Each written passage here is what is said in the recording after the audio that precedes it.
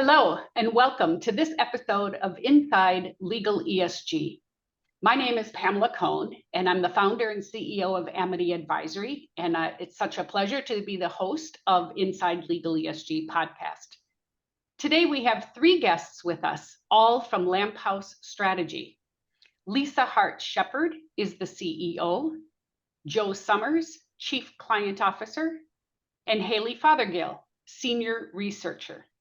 And they're here today to talk about their inaugural annual report, a global review of law firms' responsible business strategy and activity. This is going to be very, very exciting. Welcome. We're so pleased to have all of you with us today. So let's start with a description of Lamphouse Strategy, Lisa. Tell me what it is and what you do. Thanks, Pamela, and we're all delighted to be with you. So thank you for the invitation. Lamphouse is here to create data insights that will empower law firm leaders of legal departments, really to make a greater impact on their people, on the planet, and we hope on their profit ultimately. We're here to, I guess, help the industry understand where it is relative to the rest of the other industries that exist. We're here to help arm them with the information they need to know how to progress and to benchmark their performance.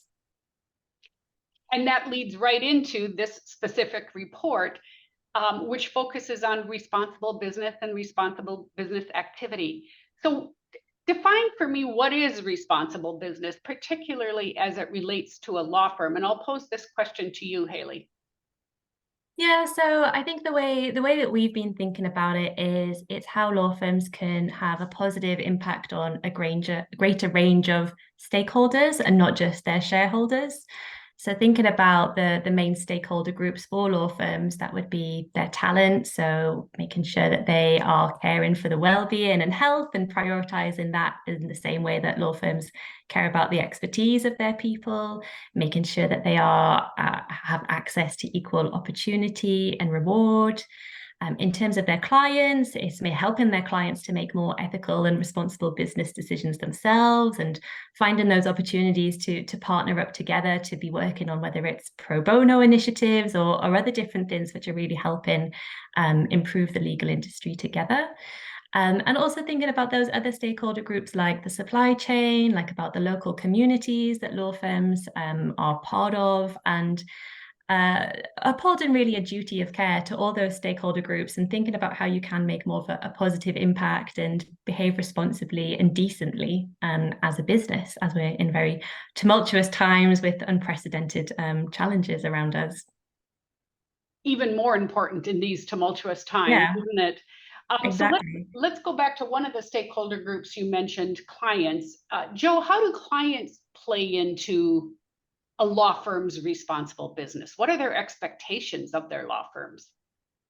Well, they're obviously very important to law firms, and they themselves are now under significant pressure from their own shareholders, their own customers, and various regulatory bodies to act responsibly. And they expect the same of their law firms. Law firms are part of their supply chain, and they too should be under scrutiny to provide insight and information around what it is that they're doing. What we found in our research earlier this year with the General Counsel is that half of the clients surveyed told us they have asked their firms to report on specific ESG metrics. And the majority of those that hadn't already asked them to do so were planning to do so. So we do think there's a lot more scrutiny anticipated around providing metrics and reporting on exactly what they are doing, the activity they're taking, and really importantly, the progress they're actually making.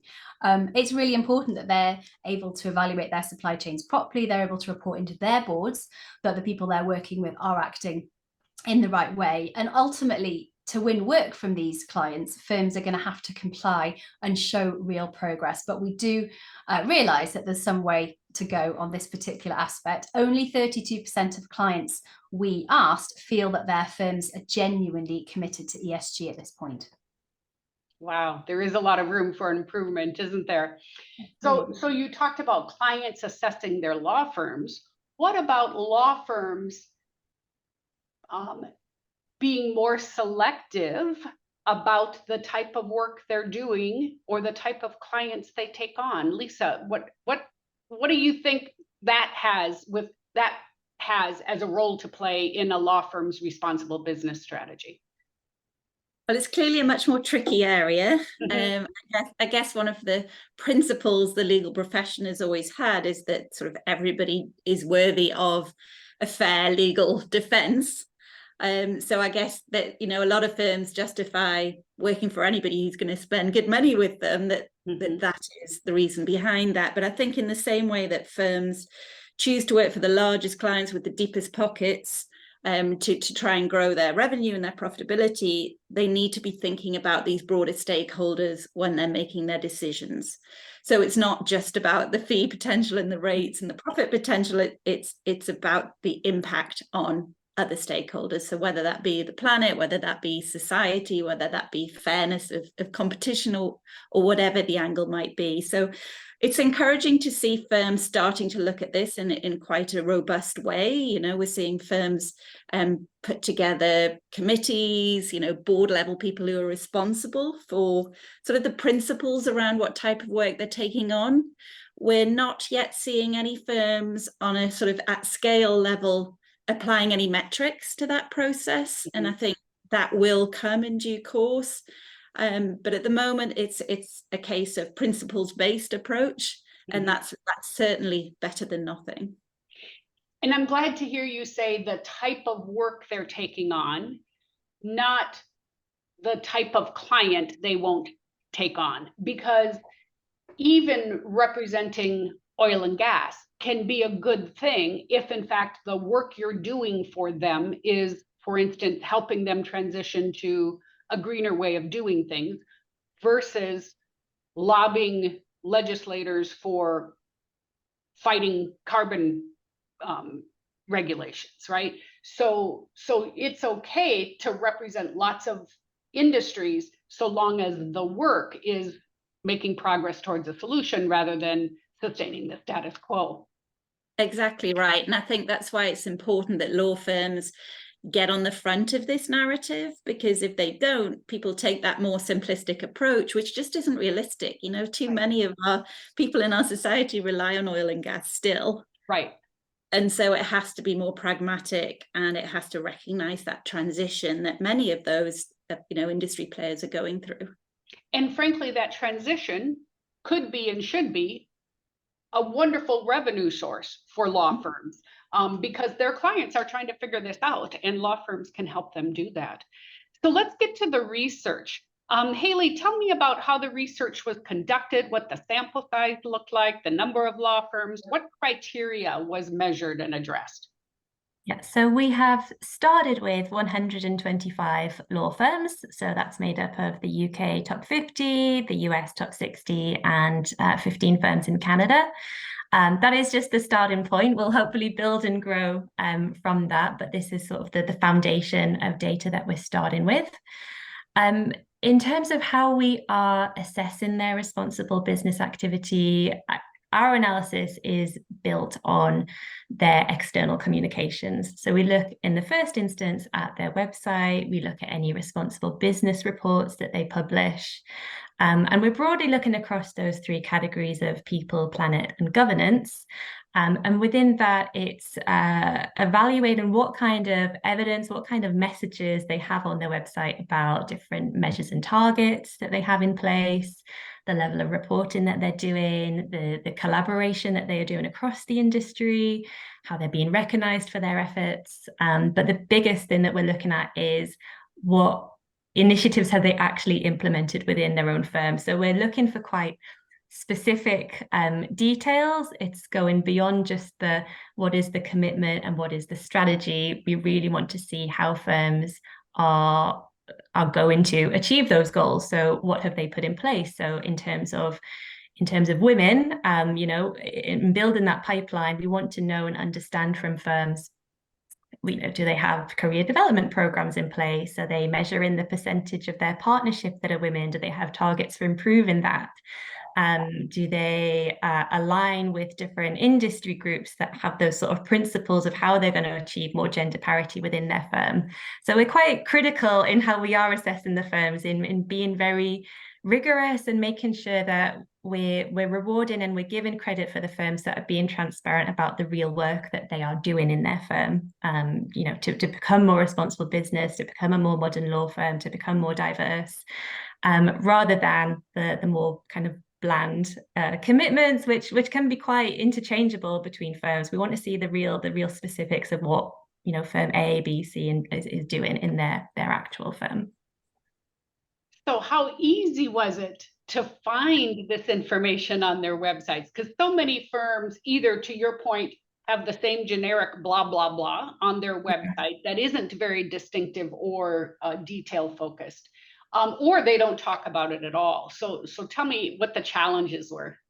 Yeah, that was definitely, I think, the main challenge, was separating out that more waffle that we always see against the actual evidence and hard stats and explanation of what they're doing.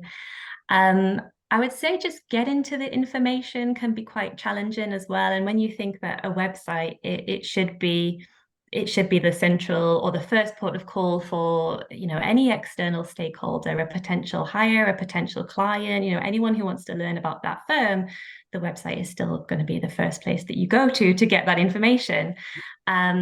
So one stat and one thing that came out of our analysis is that 38% of those 125 firms are actually publishing some sort of responsible business report.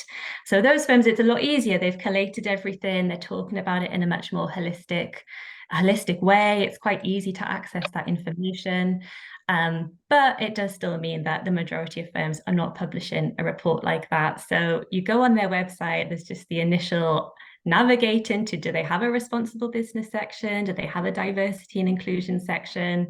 And then it's not all in one central place. So it's just links and links and links, and you end up with about 50 tabs open on your browser of one firm's website, just looking at all the different things that they have, because policies and press releases and reports, it's all housed across quite a messy website infrastructure. So it's not easy if you are a potential hire thinking about joining that firm, to get to really crucial information, or to really get a sense of who that firm is and what it's like to work there and how authentic they are. Firms are not getting those messages across, I think, in the most succinct or accessible way.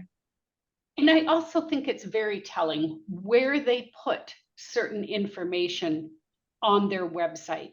And I'm of the position that if the only place you see information about ESG or responsible business is under the careers tab, that is not a good look for a law firm, because that to me says, you know what, we know young people care about this stuff, so we'll put it over here, but it's really not central and core to the way we conduct our business.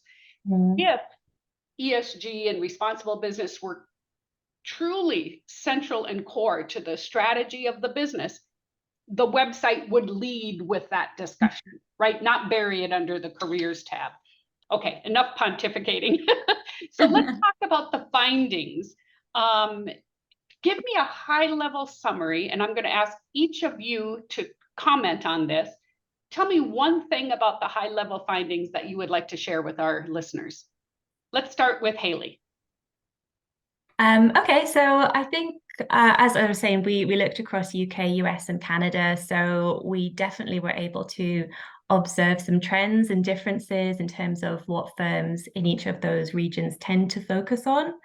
So the UK-led firms are doing a lot more around the planet in terms of environmental policies and commitments, starting to measure their emissions and set net zero targets. There was a lot more parity, though, between the UK and the US in terms of people strategies. So the US, I think particularly, this is the one aspect of responsible business that they've really focused a lot more on. So there's a lot of information about what they're doing to support women, ethnic minorities in the firm. And pro bono was the one area where the US was just so far on ahead of the UK right now. I think quite an interesting point was looking at Canada, because it feels like they're almost just on the start of their journey. Quite interested to learn more about this, but I think responsible business, especially in the UK, has become quite a mainstream concept. It's something that, you know, those sorts of topics come up just in the general news and conversation quite a lot. I'm sure that's the same for Canada, but I guess in terms of formalizing strategies and setting a vision, it seems like they're starting that journey right now, and it's probably in the next few years to come that we're going to start seeing more detail and progress updates of what they are actually doing within their firms. But quite interesting that they were. We know that they're quite similar in the UK in their attitudes towards ESG from some research that we did earlier in the year, but it's quite interesting that actually the activity within the law firms is quite different at this stage. Excellent. I agree with you that there are clear regional geographical differences, some of which is driven by regulatory, the regulatory environment, but some of it is not being driven because of political paralysis like we have here in the US. Joe, tell me about one of your key findings that you discovered in the research. One of my sort of favorite topics we've already touched on today, but really it's the gap that exists between what law firms are doing and what they're saying. And the average law firm website is just not showing enough of the activity that they're already doing. We understand there's naturally a gap between what's happening in the firm and how that gets communicated. It takes time to update websites, but we really are excited about seeing how real the gaps are once we start collecting more information from law firms, which is part of our stage 2. But some examples of the gaps, you've already heard that only 38% of firms are releasing a responsible business report. We also are surprised that 39% of firms are not showing any efforts towards supporting people with a disability and or neurodiversity. So that's, you know, another significant finding for us. And firms aren't showing enough of the progress towards some of the basic foundational steps that their clients have been adopting for some time.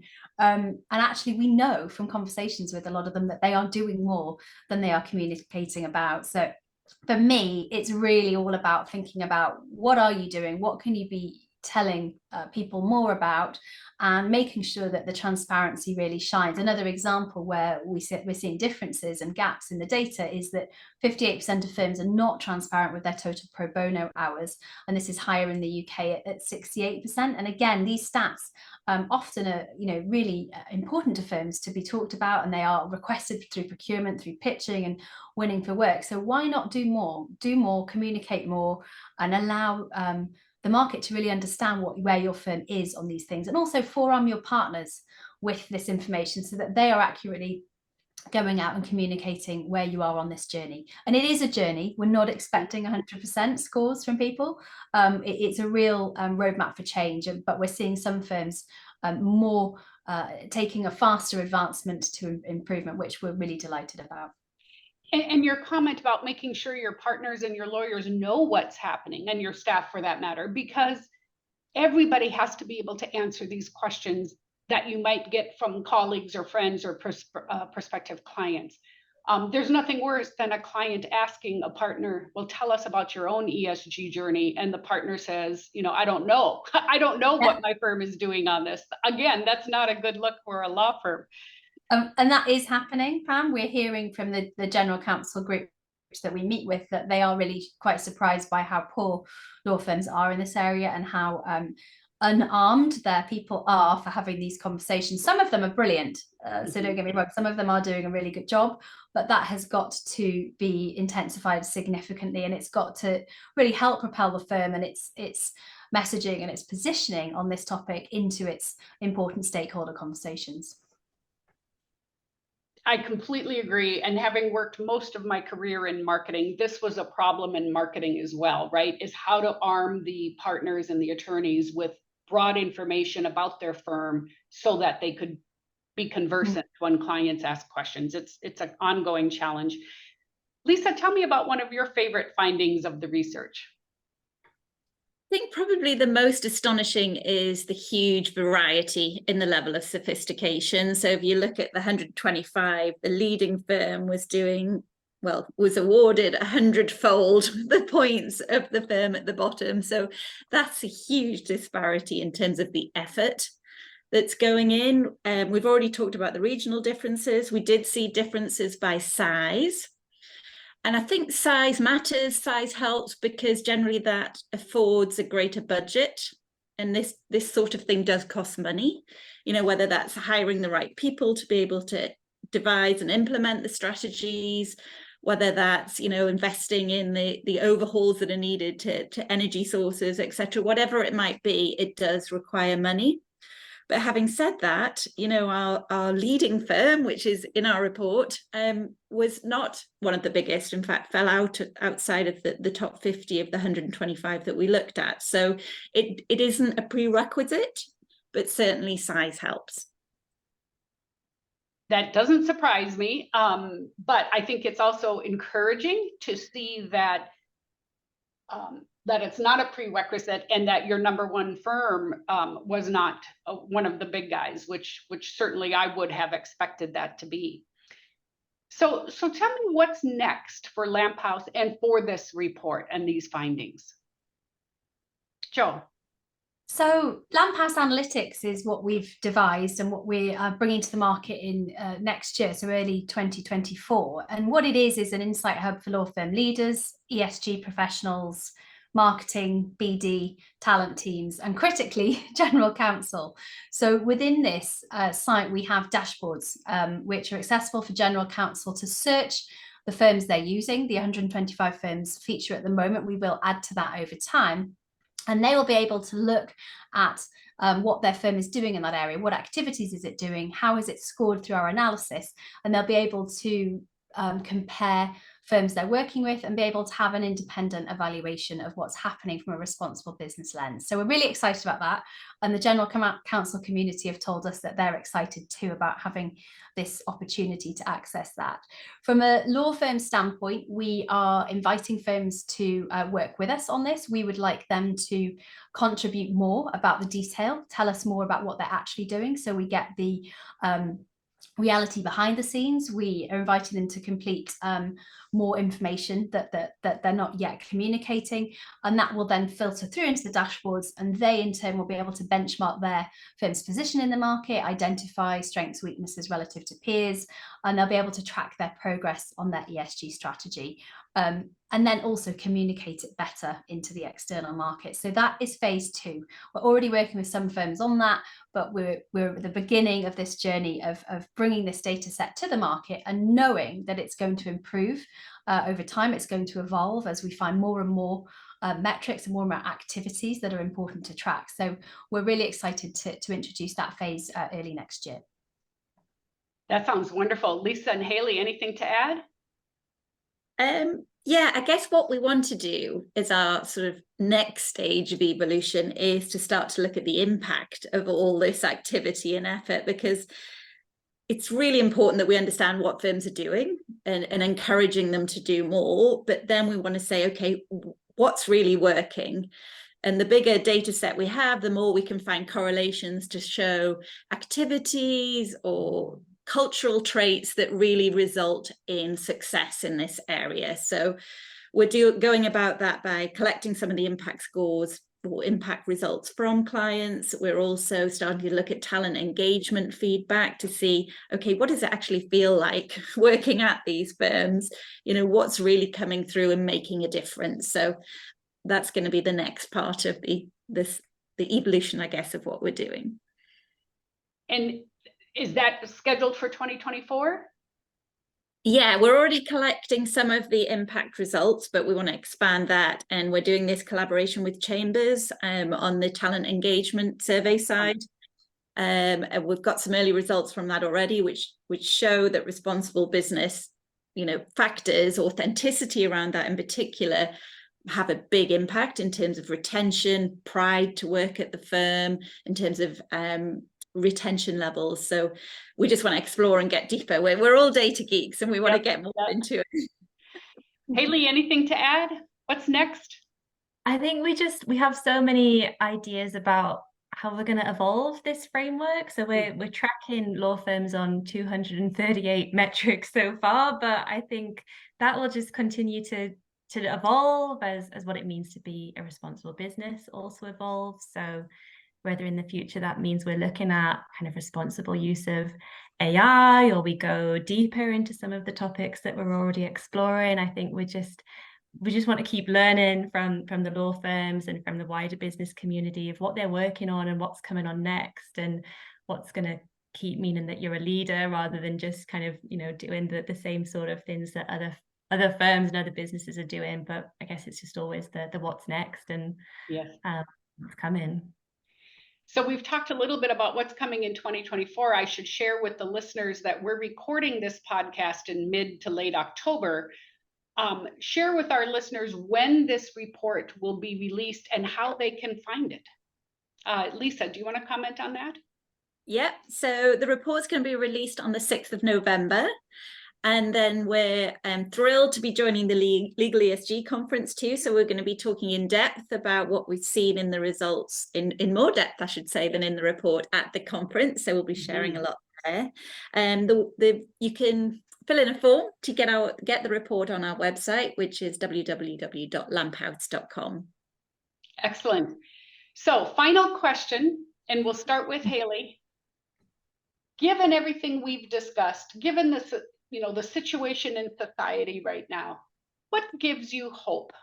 I think for me, it is whenever I come away from a conversation with someone who is leading on ESG or responsible business in a law firm, I do genuinely feel uplifted after that conversation, because those people have a real genuine passion about not just changing things in their law firm, but they're so keyed into what is happening and how it is so connected to broader society and the planet, and that they can make an impact. So it's those conversations, and also just learning from them what they are working on, because the website tells one story, but when you actually hear about some of the different things that they're trying, which are quite unique approaches, so you know, that I think that always gives you hope that you know, people are really thinking about this topic, and you know, there's a lot of investment going in to trying new things and not being afraid to try new things. So that I would say is what gives me hope. Wonderful. Jo, what gives you hope? What gives me hope is that the profession, the legal profession, is empowered to do more and continue to do more for their people. This talent that is so critical to the law firm service and the law firm model. People need more from their firms in the way they are nurtured, in terms of diverse talent, in terms of care and provision around mental health and well-being.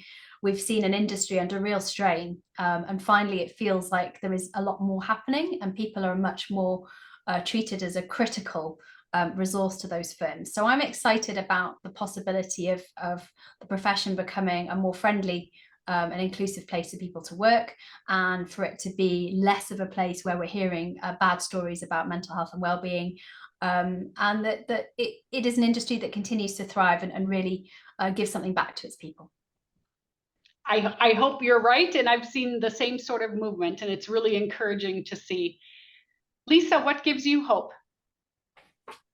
I think I get hope from the next generation coming through, that they care so much more about this. And I think one of the sort of indirect impacts of that we're seeing is that often the age of the leaders, particularly a lot of the new leaders that are coming through at the moment of these law firms, have children who are late teenagers, young adults, who are pressing them and saying, what are you doing about this in your firm? You know, legal industry hasn't got a good rep for this. So I think that, you know, it's not just their demands as incoming talent, it's their influence over their parents and the sort of community at large. So that gives me hope that they're not going to stand for a lot of the sort of bad behaviors and bad cultures that we used to be part of. And it's all going to change and get much better.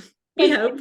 Yeah, I think you're absolutely right. And what gives me hope is seeing reports like the research that you're working on, because it's shining a light on where firms are on this journey and what they can do what we can do to improve. So that gives me hope, because there is a way forward. And if we all talk a year from now, we're going to be talking about all the progress that was made.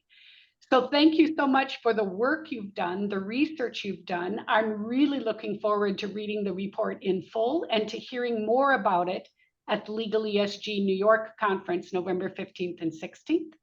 And I will invite you all back a year from now, and we'll have another conversation. Thank you so much for being guests on the podcast. Thanks for having us, Pam. Really enjoyed it. Thank you so much. My pleasure, for sure. And we'll talk to you again. Thank you.